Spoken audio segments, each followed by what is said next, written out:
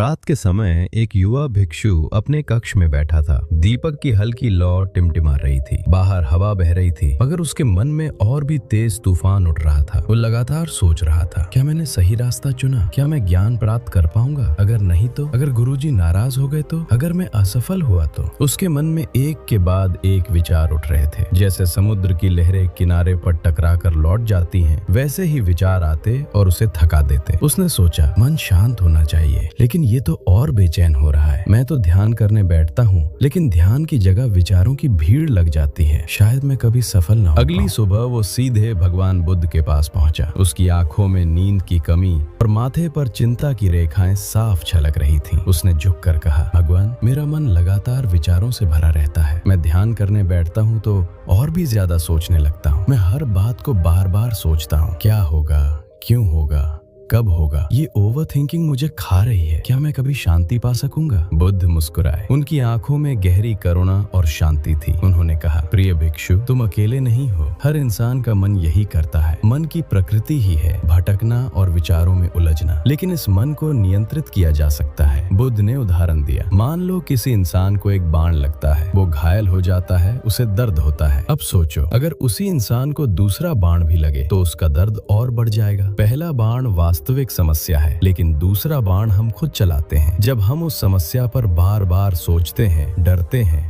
चिंता करते हैं, यही ओवर थिंकिंग है। तुम्हें समझना होगा कि जीवन में पहला बाण तो कोई भी झेल सकता है, लेकिन दूसरा बाण खुद मत चलाओ। भिक्षु ध्यान से सुन रहा था। उसे लगा जैसे उसके भीतर की गांठ खुल रही है। वो बोला, भगवान, तो क्या मैं हर समस्या पर सोचना ही बंद कर दूं? बुद्ध ने कहा, नहीं, सोच जरूरी है, लेकिन सही दिशा में। समस्या को पहचानो, उसका समाधान सोचो और फिर मन को छोड़ दो। अगर बार बार उसी विचार को दोहराओगे तो तुम कभी वर्तमान का आनंद नहीं ले पाओगे। याद रखो, विचार गाड़ी के पहियों की तरह है। अगर गाड़ी को बार बार एक ही जगह घुमाते रहोगे तो वो आगे नहीं बढ़ेगी। बुद्ध ने आगे कहा, ओवर थिंकिंग रोकने की पहली चाबी है वर्तमान पर ध्यान देना। जब मन इधर उधर भागे तो खुद से कहो, मैं अभी यहाँ हूँ, जो होगा देखा जाएगा। मन को सांस पर टिकाओ, एक एक श्वास को देखो। विचार आएंगे, लेकिन उन्हें पकड़ो मत। उन्हें ऐसे जाने दो जैसे आकाश में बादल आते और चले जाते हैं। उस दिन से भिक्षु ने बुद्ध की शिक्षा को अपनाना शुरू किया। वो रोज ध्यान में बैठता और जब भी विचारों की भीड़ आती तो वो बस मुस्कुरा कर कहता, ये सिर्फ बादल है, मैं आसमान हूँ। धीरे धीरे उसने महसूस किया कि उसका मन पहले से हल्का होने लगा है। उसे पहली बार समझ आया कि सोच और ओवर थिंकिंग में फर्क है। सोच समाधान लाती है, लेकिन ओवर थिंकिंग सिर्फ चिंता। भिक्षु ने बुद्ध की पहली शिक्षा अपनाई थी। अब वो सांस पर ध्यान देना सीख रहा था, लेकिन मन का खेल इतना आसान नहीं था। कुछ दिनों तक सब ठीक चला, लेकिन फिर एक दिन वो परेशान होकर फिर से बुद्ध के पास आया। उसने कहा, भगवान, मैं आपकी बात मानता हूँ, मैं सांस पर ध्यान करता हूँ, विचारों को बादल मानकर जाने देता हूँ, लेकिन मन है कि मानता नहीं। कभी भविष्य की चिंता करता हूँ, कभी अतीत की गलतियों को याद करता हूँ, कभी लगता है कि मैं आगे बढ़ रहा हूँ, कभी लगता है मैं फंस गया हूँ। ये मन एक भूल भुलैया जैसा क्यों है? बुद्ध शांत स्वर में बोले, प्रिय भिक्षु, मन का स्वभाव ही है भटकना। तुम देखो, हवा का काम है बहना, पानी का काम है बहना, आग का काम है जलना। इसी तरह मन का काम है विचार पैदा करना। अगर तुम ये चाहो कि मन कभी विचार न करे तो ये संभव नहीं, लेकिन अगर तुम ये सीख लो कि विचारों में खोना नहीं है तो तुम मुक्त हो जाओगे। बुद्ध ने एक उदाहरण दिया। एक बार जंगल में एक बंदर ने दर्पण देखा। उसने उसमें अपनी ही छवि देखी और समझा कि कोई दूसरा बंदर है। वो छवि को पकड़ने की कोशिश करता, कभी उससे लड़ता, कभी उससे खेलता, लेकिन असल में तो वहाँ कुछ था ही नहीं। ऐसा ही तुम्हारा मन करता है। वो अपने ही विचारों को सच मान लेता है और फिर उन्हीं में उलझ जाता है। याद रखो, हर विचार सच नहीं होता। जैसे दर्पण की छवि असली नहीं, वैसे ही मन की बहुत सी कल्पनाएं भी असली नहीं होती। भिक्षु बोला, लेकिन भगवान, विचार तो अपने आप आते हैं, मैं उन्हें कैसे रोकूं? कई बार तो मैं अनजाने ही सोचने लगता हूँ। बुद्ध मुस्कुराए और बोले, विचारों को रोकने की कोशिश मत करो, उन्हें बस देखो। जब तुम किसी विचार को आते हुए देखते हो और उसे पकड़ते नहीं तो वो धीरे धीरे खुद ही चला जाता है। समस्या तब होती है जब तुम विचार को सच मानकर उसके पीछे भागने लगते हो। बुद्ध ने एक और कहानी सुनाई। एक किसान था जो अपने कंधे पर भारी बोझ उठाकर चल रहा था। रास्ते में लोग उससे कहते, क्यों इतना बोझ उठा रखा है, इसे नीचे रखो। लेकिन किसान कहता, अगर मैंने बोझ रख दिया तो मैं खाली हो जाऊंगा, मुझे आदत हो गई है इसे ढोने की। आखिरकार बोझ ने उसकी ताकत खत्म कर दी और वो गिर पड़ा। ऐसा ही इंसान अपने विचारों के साथ करता है। उसे लगता है कि ये बोझ जरूरी है, लेकिन सच ये है कि बोझ छोड़ने पर ही इंसान हल्का होता है। बुद्ध ने कहा, ओवर थिंकिंग से निकलने की दूसरी चाबी है विचारों को देखो लेकिन पकड़ो मत। जब मन तुम्हें अतीत में खींचे या भविष्य में डराए तो बस कहो ये सिर्फ एक विचार है। इससे विचार की ताकत कम हो जाएगी। याद रखो, विचार आकाश में उड़ते पक्षियों की तरह हैं। तुम उन्हें रोक नहीं सकते, लेकिन ये जरूर तय कर सकते हो कि कौन सा पक्षी तुम्हारे सिर पर घोंसला बनाए। भिक्षु ने ये शिक्षा भी अपनाई। अब वो जब ध्यान में बैठता और विचार आते तो वो खुद से कहता, ये सिर्फ विचार है, ये सच नहीं है। धीरे धीरे उसने देखा कि पहले जहाँ विचार उसे घंटों परेशान करते थे, अब वे कुछ ही पल रुकते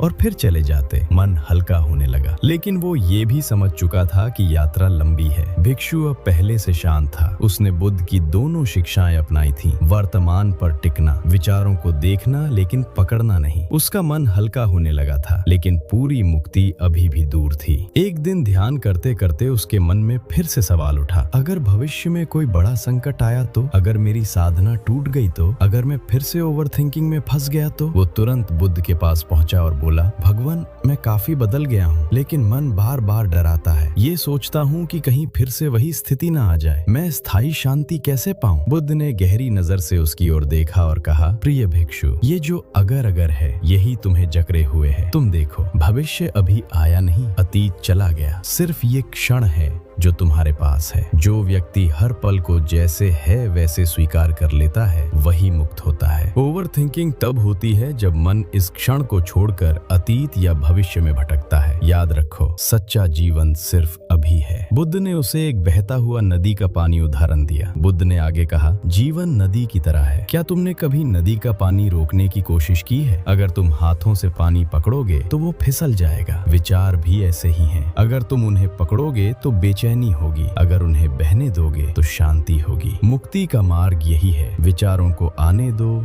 जाने दो, लेकिन बहने दो। मन को प्रवाह बनने दो, कैद मत करो। भिक्षु ने बुद्ध की बात सुनी और गहरी सांस ली। उसने पहली बार महसूस किया कि उसका डर भी सिर्फ एक विचार है। उसने सोचा, अगर भविष्य आएगा तो मैं उसका सामना करूंगा। अगर अतीत था तो वो जा चुका है। मेरे पास सिर्फ ये क्षण है। उस दिन से उसने हर छोटी बड़ी बात में वर्तमान को पकड़ना शुरू किया। खाना खाते समय वो सिर्फ स्वाद पर ध्यान देता, चलते समय सिर्फ कदमों की आहट सुनता, ध्यान करते समय सिर्फ सांस पर ध्यान देता। धीरे धीरे उसके भीतर गहरी शांति उतरने लगी। कुछ दिनों बाद बुद्ध ने उसे 3 अंतिम कदम बताए। सचेतनता, हर पल जो कर रहे हो उसे पूरी जागरूकता से करो। खाना खा रहे हो तो सिर्फ खाना खाओ, सोचो मत। चल रहे हो तो सिर्फ चलो, मन कहीं और मत भटकाओ। स्वीकार, जो हुआ उसे स्वीकार करो, जो होगा उसे भी स्वीकारने की तैयारी रखो। लड़ाई मत करो, स्वीकार करो, क्योंकि जितना लड़ोगे उतनी ही ओवर थिंकिंग बढ़ेगी। छोड़ना, मन की जंजीरें छोड़ना सीखो। अगर कोई विचार बार बार आ रहा है तो कहो, तुम्हें आने की इजाजत है, लेकिन मैं तुम्हें पकड़ूंगा नहीं। भिक्षु ने इन तीनों कदमों को अपनी साधना में उतारा। कुछ महीनों में उसका चेहरा बदल गया। उसकी आंखों में गहरी शांति और मुस्कान थी। अब वो जब ध्यान करता तो विचार आते भी तो वो उनसे डरता नहीं। वो बस कहता, तुम विचार हो, मैं शुद्ध चेतना हूँ। उसने समझ लिया कि